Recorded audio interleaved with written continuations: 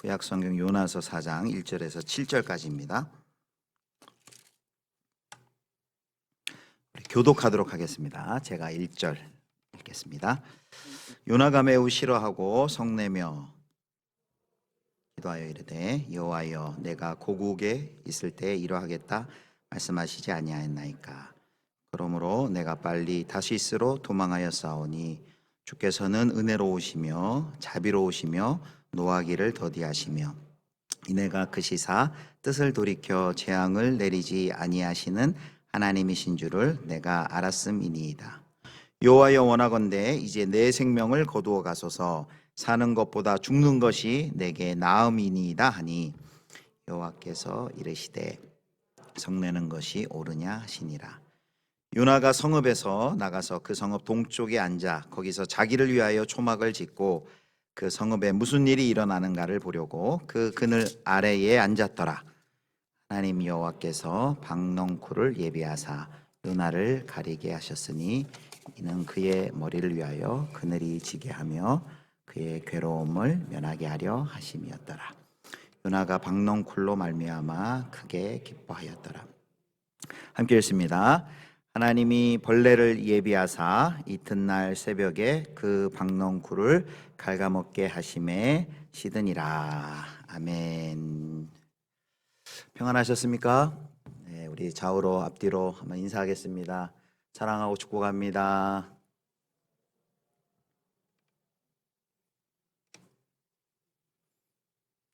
네, 내가 만든 신 시리즈 이제 오늘 6번째입니다.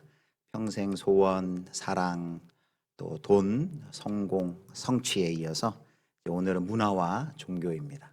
다음 주가 이제 마지막이네요. 그래서 다음 주 마지막 끝나는데 책거리라도 해야 되지 않을까 싶습니다. 자유를 얻었으니까 자유 시간이라도 하나씩 나눠드릴까 뭐 그런 생각을 해봤습니다. 네, 저희가 지난 시간까지 살펴본 것은 개인적 우상이라고 할 수 있습니다. 그런데 우상에는 개인적인 우상만 있는 것이 아니라 집단적이고 구조적인 우상이 있는데 바로 문화와 종교가 그렇습니다. 개인적 우상은 이렇게 분별하기가 굉장히 쉽습니다. 눈에 잘 띄고, 그런데 이런 구조적인 그리고 집단적인 우상은 우리가 그 안에 들어가 있기 때문에 잘 모릅니다. 또 그 사회가 그 우상을 정상적으로 여기는 사회 속에서 우리가 산다면은 더 알기가 쉽지가 않습니다. 문화와 종교는 우리 안에 숨어가지고 은밀하게 영향을 미치고 그리고 아주 중대한 영향을 미치고 있는 영역입니다. 굉장히 좀 이렇게 복잡하고 그리고 다층적이고 숨어 있는데요. 이런 우상의 모습을 잘 보여주는 것이 이제 오늘 우리가 살펴볼 그 요나 이야기입니다.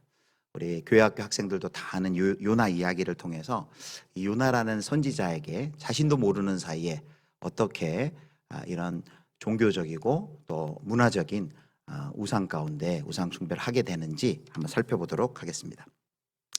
먼저 우리 요나서 전체를 조금 살펴볼 텐데요. 요나서 1장 2, 3절 함께 보겠습니다.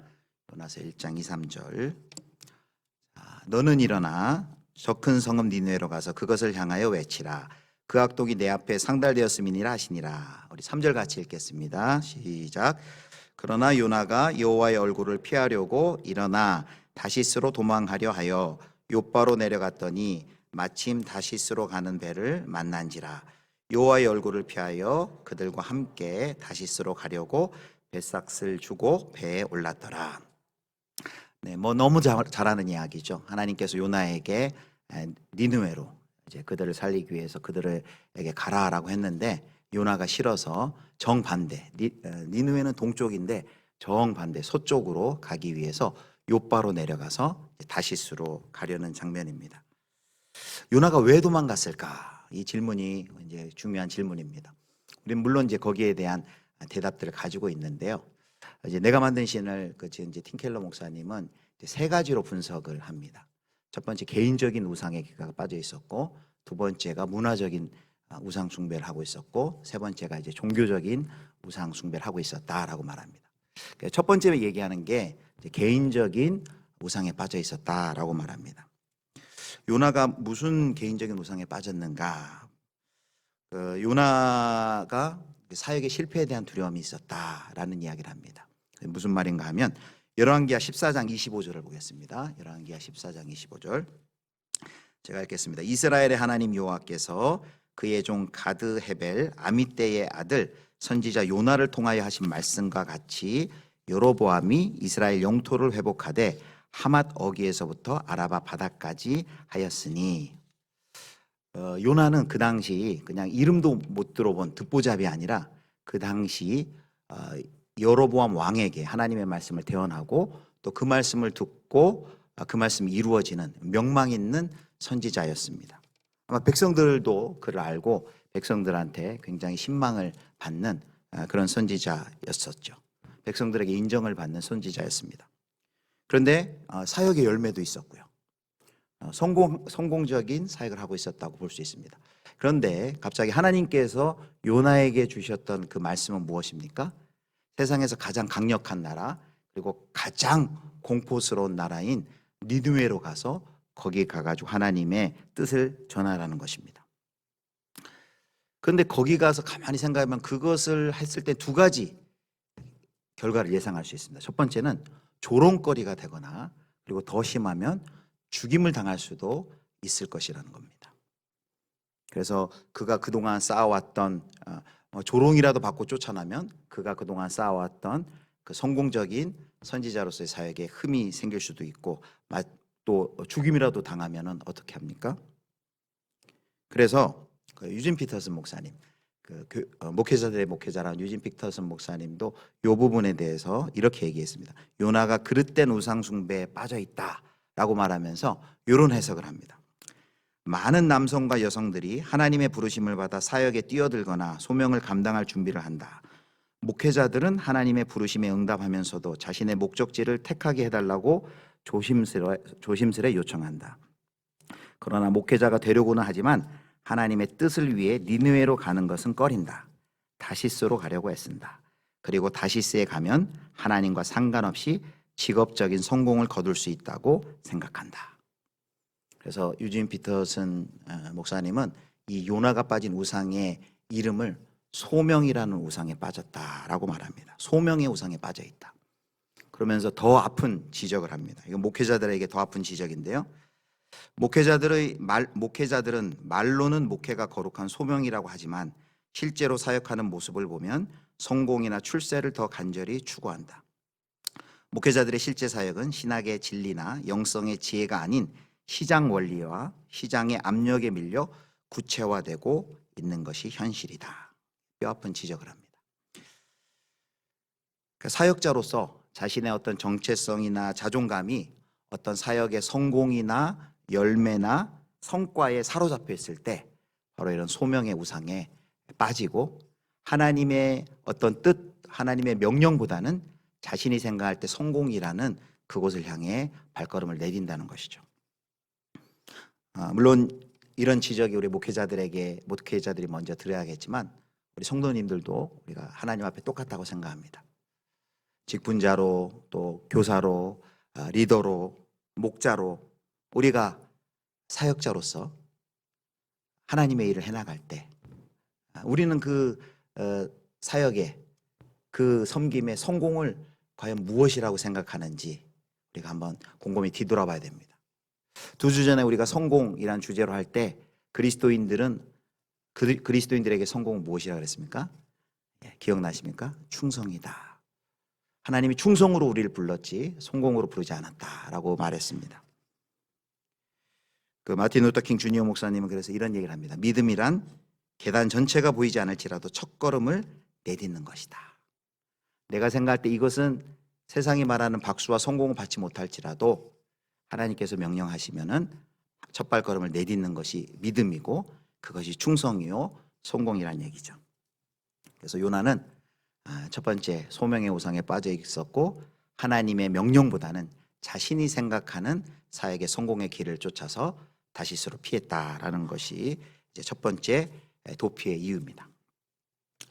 이제 두 번째입니다. 이제 두 번째가 이제 문화적 우상인데요. 요나가 빠진 이제 두 번째 우상이 문화적 우상이다라고 말합니다. 쉽게 얘기하면 이거죠.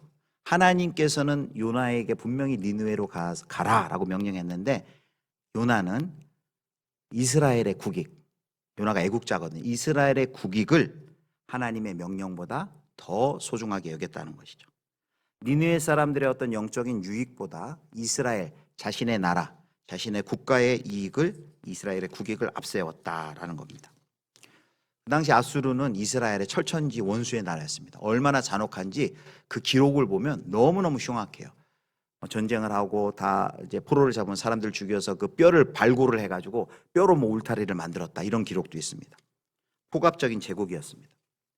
그러니까 그런데 그 당시 그래서 이런 아수르가 이스라엘에게 국제보호기금과 같은 공물을 요청하고 있었습니다. 근데 만약에 이 요나가 명령대로 니느웨로 가서 만에 하나라도 선포했는데 하나님께서 심판하지 않으시고 그들을 살린다면 계속해서 이 아수르는, 니느웨는 이스라엘을 분명히 괴롭힐 것이 분명합니다. 그럴 위험의 소지가 다분히 있기 때문에 이 요나가 그것을 거부한 것이죠. 나는 내 나라를 사랑하기 때문에 우리 국가, 내 나라, 내 민족을 해치는 저 원수에게 복음을 전할 수 없다, 이렇게 된 것입니다. 스티브 윌킨스하고 마크 샌포드라는 사람이 쓴 은밀한 세계관이라는 책이 있는데요. 거기 보면 이제 미국 사회에서 은밀하게 사람들 속에서 완전히 생활 방식의 일부가 된 8가지 그 세계관에 대해서 이야기합니다. 문화적 우상에 대해 이야기하는데 그 중에 하나가 뭐냐면 국가주의입니다. 국가주의가 뭐냐, 한마디로 이거죠. 우리나라는 너희와 달라. 우리나라는 하나님의 선택을 받은 나라야. 이렇게 되는 것입니다. 그래서 자국의 우리나라의 역사와 문화와 전통이 다른 민족, 다른 국가를 판단할 수 있는 진리를 구현하는 것으로 여깁니다. 그래서 우리나라를 기준으로 할 때 다른 나라, 다른 민족은 잘못되었거나 열등한 것으로 판단을 합니다. 그래서 하나님이 자기 나라를 택하셨고 자기 나라를 통해서 다른 나라들에게, 세계 다른 나라들을 국가들을 향해서 하나님께서 하실 일이 있다라고 주장하는 것이죠.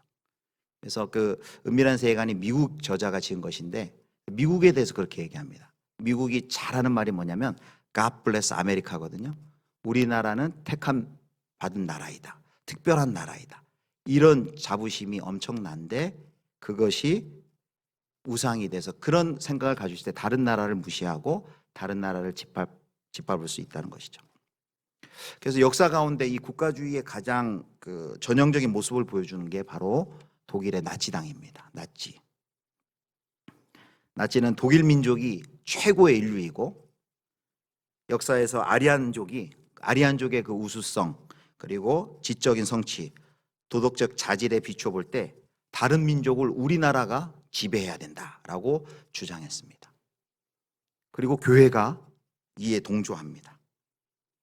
교회는 정치적 권위에 복종하기를 장려하는 독일의 정책 정통과 결합해서 한 명의 주교 아래 모든 독일 개신교회를 통일하기 위한 제도가 만들어졌습니다.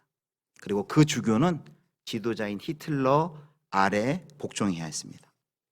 제국교회라 그러는데요. 그 제국교회가 독일의 나치의 국가주의와 결탁해서 1933년에 통과시킨 결의안의 내용이 이렇습니다.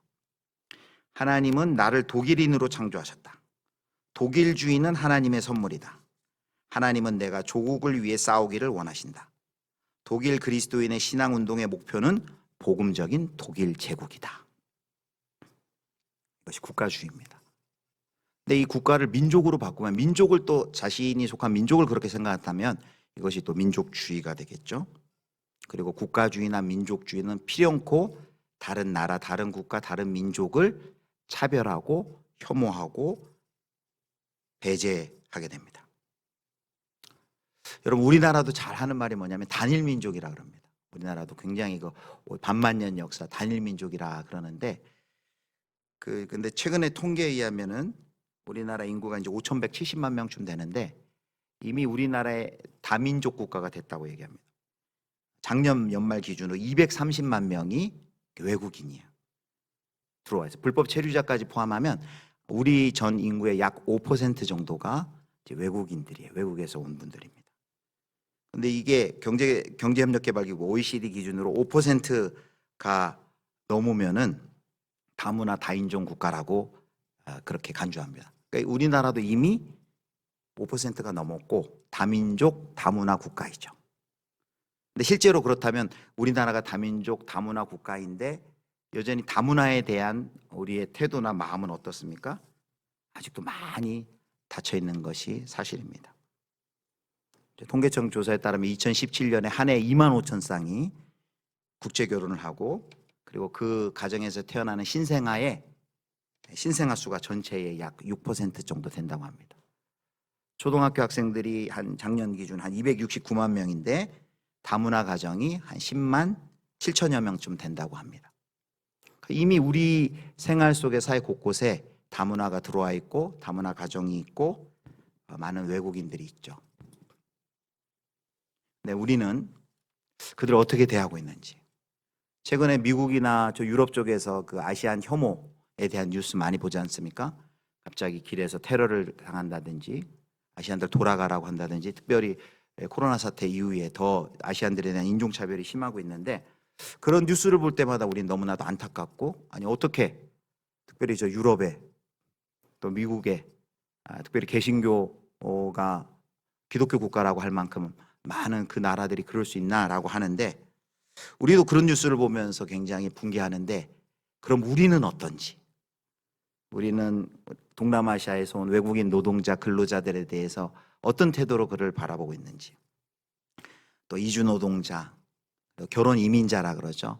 뭐 캄보디아나 이렇게 동남아시아에서 결혼 온 그런 분들 그리고 우리 연변족이라고 옛날에 얘기했던 동포들 그리고 북한 이탈 주민들 그들을 볼 때 우린 정말 그들을 차별하지 않고 또 혐오하지 않고 그들을 대하고 있는지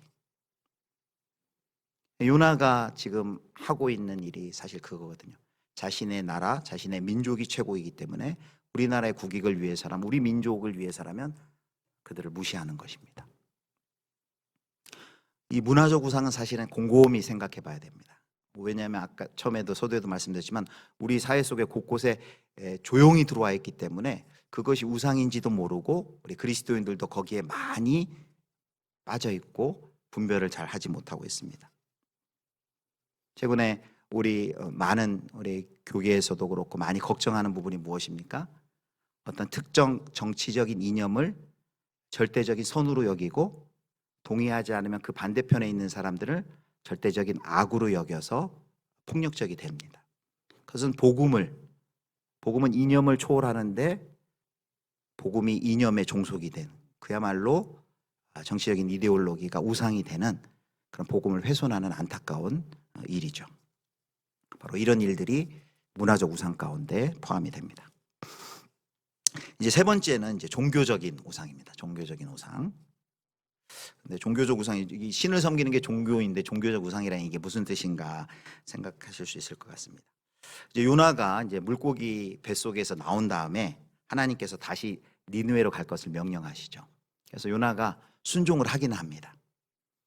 이번에 이제 순종해서 가서 뭐 대충 그냥 하루 다니면서 뭐 40일이 지나면 니느웨가 무너진다 하고 그냥 전하고 왔는데 정말 그들이 회개하고 돌아서는 그런 일들이 일어나죠. 그래서 요나서 3장 10절에 보면 이렇게 그 마지막이 나옵니다. 3장 10절을 보겠습니다. 우리 같이 읽겠습니다. 시작. 하나님이 그들이 행한 것 곧 그 악한 길에서 돌이켜 떠난 것을 보시고 하나님이 뜻을 돌이키사 그들에게 내리리라고 말씀하신 재앙을 내리지 아니하시니라.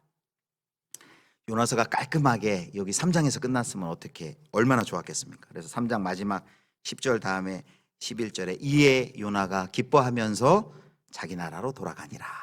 이렇게 끝나면 얼마나 좋겠습니까? 그런데 요나서가 이렇게 끝나지 않고 4장에 보면 요나가 경노하는 장면이 4장 1절, 2절, 3절에 나옵니다. 4장 2, 3절에 보겠습니다. 2, 3절. 여호와께 기도하여 이르되 여호와여 내가 고국에 있을 때에 이러하겠다고 말씀하지 아니하였나이까. 그러므로 내가 빨리 다시스로 도망하였사오니 주께서는 은혜로우시며 자비로우시며 노하기를 더디하시며 인애가 크시사 뜻을 돌이켜 재앙을 내리지 아니하시는 하나님이신 줄을 내가 알았음이니이다. 3절 같이 읽겠습니다. 내 생명을 거두어 가소서 사는 것보다 죽는 것이 내게 나음이니이다 하니. 그래서 마침내 이제 이 대목에서 요나의 마음속에 있었던 깊은 그 우상이 완전히 드러났습니다. 요나 말이 이런 뜻 아니겠습니까? 내 그럴 줄 알았습니다. 주님은 긍휼이 풍성하셔서 저들이 회개하는 신용만 해도 금세 용서해 줄 줄 알았습니다. 내가 그게 싫어서 처음에도 안 간 것인데 하나님 이렇게 하면 어떡합니까? 하면서 분노, 화를 냅니다. 나 못 해먹겠습니다. 주님과는 끝입니다. 선지자 사임하겠습니다. 그냥 제 목숨 거두어 가십시오. 이렇게 화를 냅니다. 요나가 얼마나 그 아수르를 증오하고 미워하는지 하나님이 그들에게 구원을 베푸신다는 것을 도저히 받아들일 수 없었습니다. 몇 년 전에 우리 저희 이제 첫째가 중1, 둘째가 한 4학년 때쯤에 성탄절에 그 이전교회에서는 성탄절에 이렇게 각 이제 가난하신 분들 이제 선물 상자를 만들어 가지고 성탄 예배 마친 후에 가가오 다니면서 성탄 선물을 전해주는 그 일을 합니다. 그렇게 하고 이제 끝나고 돌아오면서 왜 그런지 모르겠는데 제가 얘들 데리고 어디로 갔냐면 성탄절날 12월 25일 날 서대문 형무소를 데려갔습니다. 오다가 거기 이제 서대문에 가면은 거기 일제시대 이제 서대문 형무소에 거기 뭐 유관순 열사도 갇혀 있었고 온갖 고문 장면들 이런 것들을 보여줬어요. 그러니까 아이들이 좀 충격이었던 것 같아요. 이제 막 중1 초등학교 4학년이었는데 일제시대 때 이렇게 우리 선조들이 어려움을 당했다 이런 얘기를 이제 설명하면서 돌아왔는데 제가 이제 매년 그 선교를 가는데 어디로 갔냐면 일본 선교를 갔습니다. 1월과 이제 7월에 꼭 1년에 2차례씩 교회에서 이제 갔는데 저희 둘째가 이제 4학년짜리가 그러는 거예요. 진지하게 아빠 왜 일본에 선교하러 가요? 저렇게 나쁜 짓을 했는데 저는 안 갔으면 좋겠대요. 그게 솔직한 마음이죠. 그걸 겪지 않은 아주 어린 아이들도 우리 민족이 이런 압제를 당했다는 그 이야기 현실을 그 박물관에서 보고는 너무 분노해가지고 일본에 복음 전하지 말라고 왜 선교를 하필이면 일본으로 가냐고 그런 이야기를 했습니다. 그러니까 사실 요나가 이렇게 하는 게 어떻게 보면 이해가 되죠. 왜냐하면 요나는 박물관에서 본 게 아니라 실제로 그 시대 속에 이 니느웨 아수르가 얼마나 악독한지를 눈으로 직접 보고 있거든요. 그런데 하나님께서는 그런 악독한 악인들마저도 구원하기를 원하신단 말이에요. 근데 요나는 그것이 인정이 안 됐습니다. 근데 요나가 그것이 인정 안 되는 그 마음을 가만히 보면 어떤 마음입니까? 우리는 구원받아도 나는 구원받아도 저 사람은 절대 구원받으면 안 됩니다. 왜냐하면 저 사람은 악독하기 때문입니다. 그 말은 무슨 뜻이에요? 저 사람들에 비해서 나는 악독하지도 않고 저 사람들에 비해서 나는 도덕적이라는 거예요. 나는 그래도 구원받을 만하다는 거예요.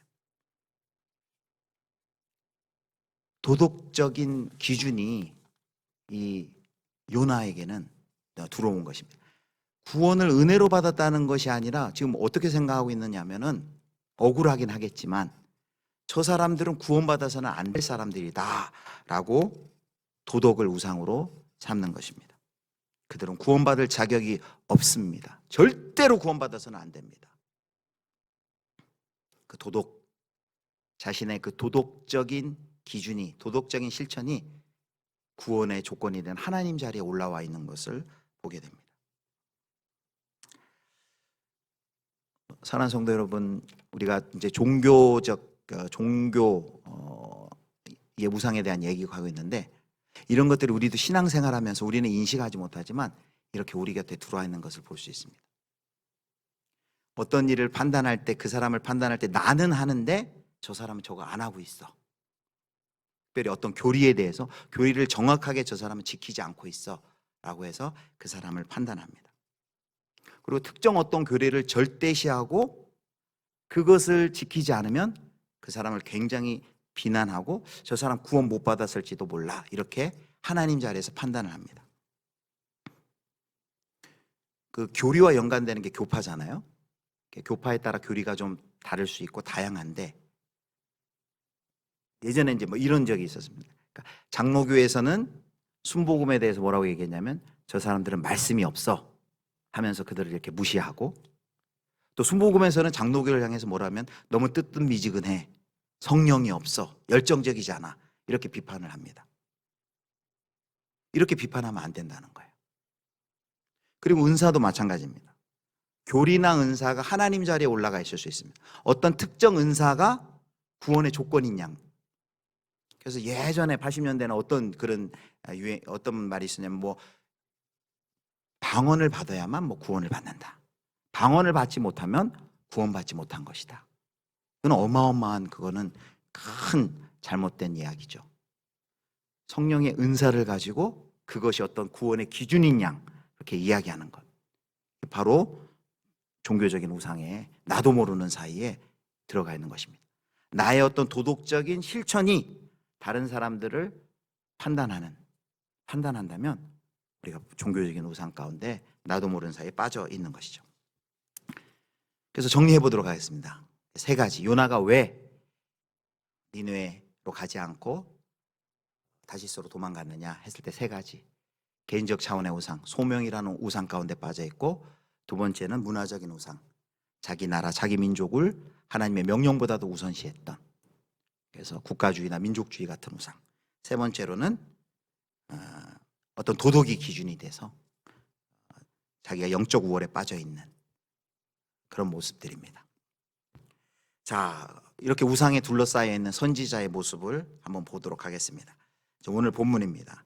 요나가 이제 하는 일이 뭐냐면 그렇게 화를 내고 4장 5절부터 7절을 보겠습니다.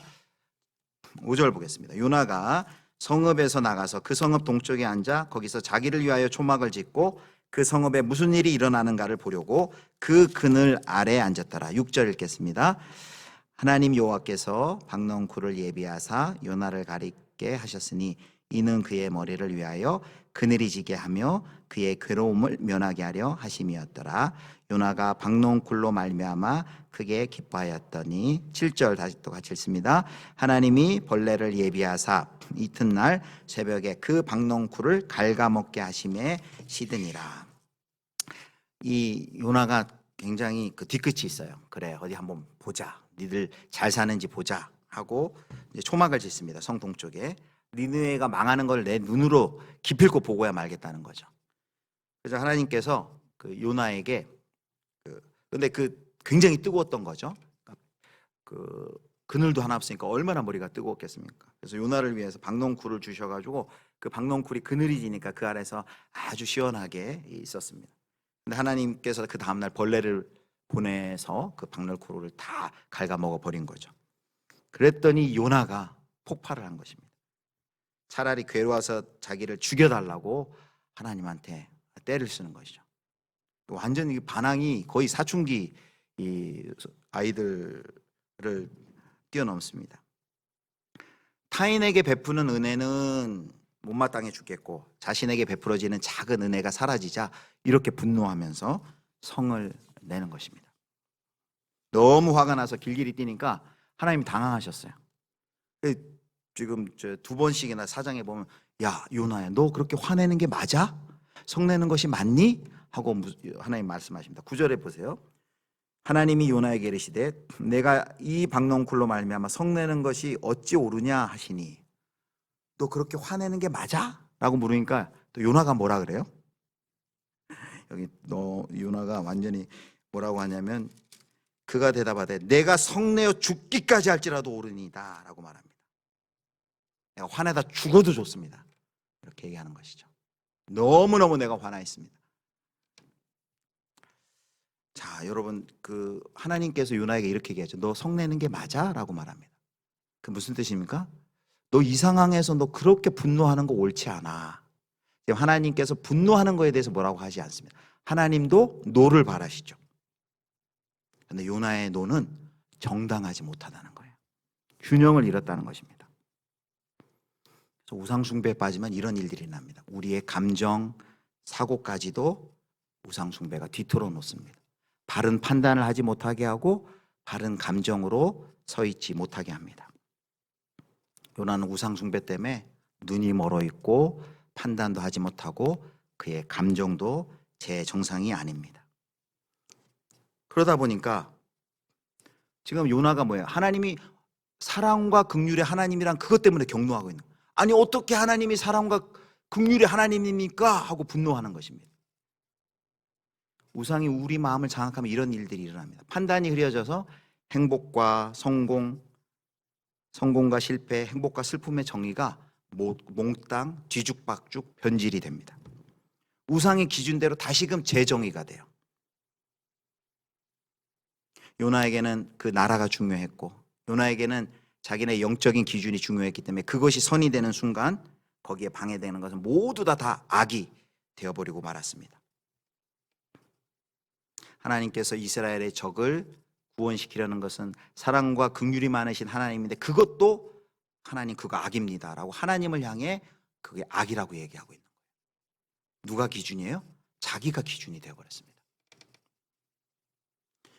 우상은 우리의 사고뿐만이 아니라 감정까지도 이렇게 뒤틀어 놓습니다. 그래서 자신의 우상이 어떤 환경에 막힐 때 이런 반응들을 합니다.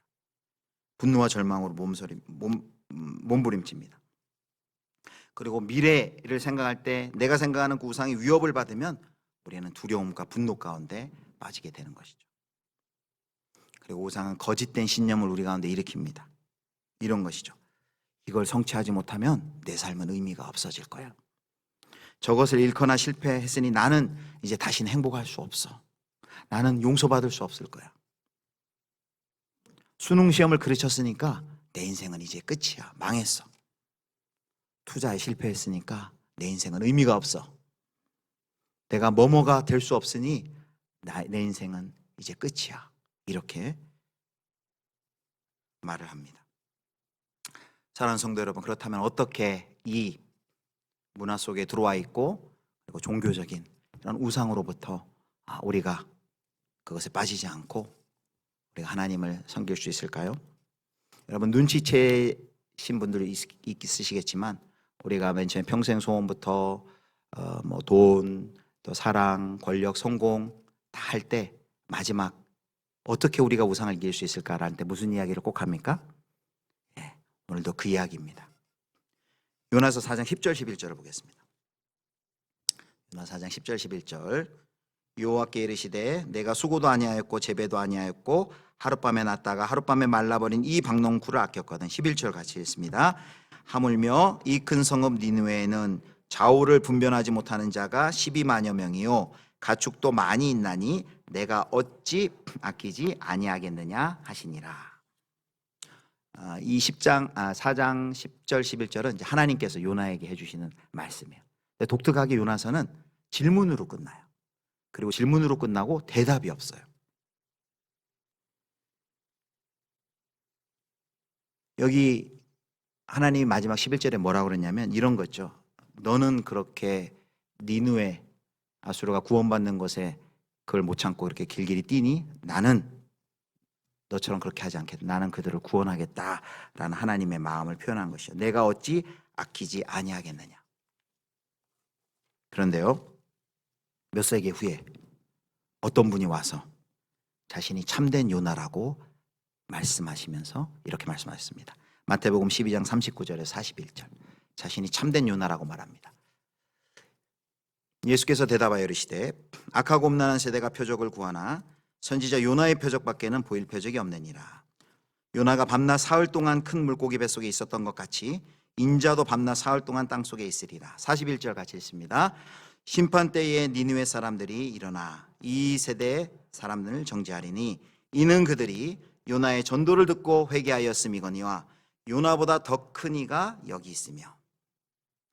여러분 이 세상에 오셔서 자신이 참된 요나이다, 요나보다 더 큰 이다 라고 말씀하신 이분이 누구십니까? 예수 그리스도이십니다. 예수님은 십자가 위에서 최악의 풍랑 속에 자신의 몸을 던지셨습니다.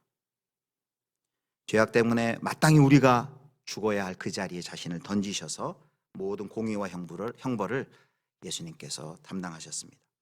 그리고 예수님께서는 요나는 자신의 안전을 위해서 다시스로 갔다면 예수님께서는 자신의 안전을 추구하지 않고 최고의 안전지대를 버리시고 자신을 해칠지도 모르는 정도가 아니라 반드시 해칠 사람들에게 가서 그들을 섬기기 위해서 그들을 구원하시려고 십자가를 지셨습니다.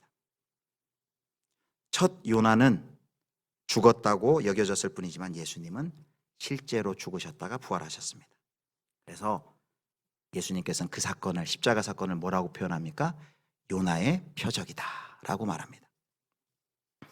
그러므로 사랑하는 성도 여러분, 오늘도 동일한 결론입니다. 우리가 어떻게 이 우리의 문화 속에 들어와 있고 또 우리의 종교 안에 들어와 있는 잘못된 우상으로부터 우리가 벗어날 수 있겠습니까? 그런 유혹이 있을 때 나를 위해 자진해서 최악의 풍랑 가운데 자기 자신을 던지신 우리 주 예수 그리스도를 믿고 의지하는 길만이 그 우상 가운데서 벗어날 수 있다는 것을 여러분 믿으시길 바랍니다. 예수님이 그렇게 해주셨기 때문에 더 이상 내 삶의 가치와 확신과 사명이 그분께 달려있는 것이지 세상에 다른 것이 나의 우상이 나의 주가 결코 될 수가 없습니다. 요나서는 질문으로 끝납니다. 마지막 뭐라고 합니까? 내가 어찌 아끼지 아니하겠느냐. 이 말은 요나에게는 이런 뜻이죠. 너의 사랑도 나의 사랑과 같아야 하지 않겠느냐. 그리고 우리에게도 동일하게 이야기를 합니다. 이 성경을 읽는 모든 그리스도인들에게 우리 이렇게 초청하는 것입니다. 내가 죄인을 사랑하는 것처럼 너희들도 그들을 사랑하고 그들에게 복음을 전해야 하지 않겠느냐. 국가의 이익을 뛰어넘어 나의 어떤 도덕적인 성취 그 기준을 뛰어넘어 하나님이 말씀하시고 하나님이 원하시는 것이라면 순종해야 하지 않겠느냐라고 말합니다. 근데 요나는 반응하지 않습니다. 대답이 없어요. 왜 없을까요? 그 대답을 저와 여러분이 하라고 이 대답을 적어놓지 않은 것 같습니다. 그래서 요나서는 이제 우리가 대답할 차례입니다. 우리가 요나입니다. 지구촌교회 원로 목사님 이동원 목사님이 그래서 요나서를 이렇게 얘기했어요. 요나다. 요나. 우리에게 주는 거울과 같은 말씀이다 라고 그랬습니다. 사랑하는 성도 여러분, 요나의 이야기는 우리들의 이야기입니다. 우리도 모르는 사이에 이 사회에 그냥 통용되는 문화에 그것이 우상이 되어서 그것이 당연한 줄 알고 그렇게 똑같이 그거에 빠져 있지는 않은지. 그래서 로마서 12장 2절에 너희는 이 세대를 본받지 말고 오직 마음을 새롭게 함으로 변화를 받아 하나님의 선하시고 기뻐하시고 온전하신 뜻이 무엇인지 분별하도록 하라 라고 했습니다.